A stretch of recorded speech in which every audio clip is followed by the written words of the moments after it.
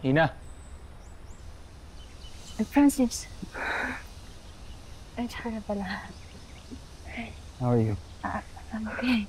Para sa'yo, narinig ko nandito na daw kayo ni Lola Aurea.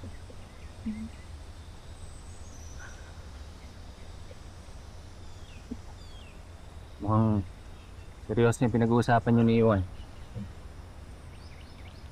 It's nothing, Francis. Don't need to explain, Iwan. I know it was nothing. Besides, I trust Ina. Alam kong hindi naman siya gagawa ng sa kwento, right?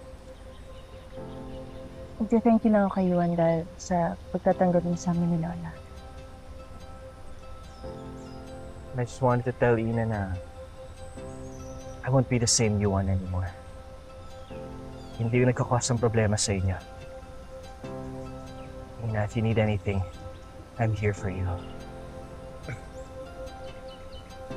No thanks, Yuan.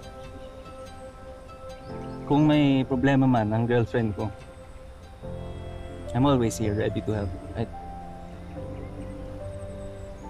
Sa totoo lang, hindi na nga dapat ako papayag na tumira sila dito kundi lang dahil kay Lola. No, your excuses. Okay lang tayong water. Sure, sige. Ready, let's go.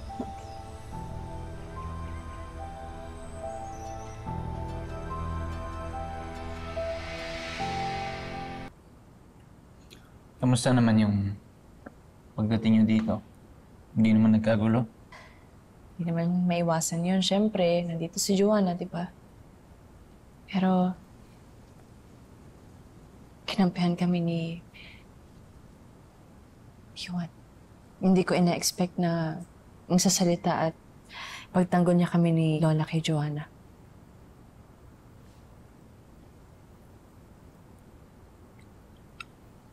Di kaya may bago silang plano na naman ni Joanna?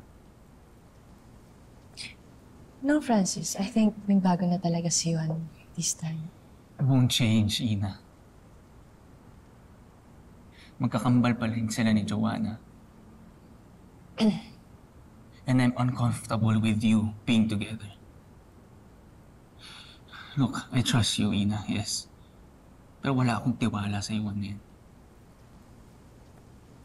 Francis, wala ka naman dapat ipag-alala. Hindi mo akong masisi na makaramdam ng ganito, Ina. Minsan pumapalik pa rin sa mind ko yung nakita ko na nangyari sa isla.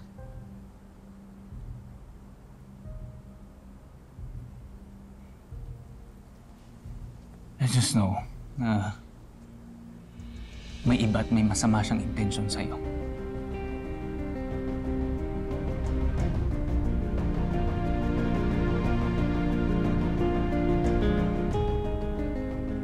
Ina, I'm sorry. Sorry for feeling this way. Ayoko lang na mawala ka sa akin. That's how much I love you.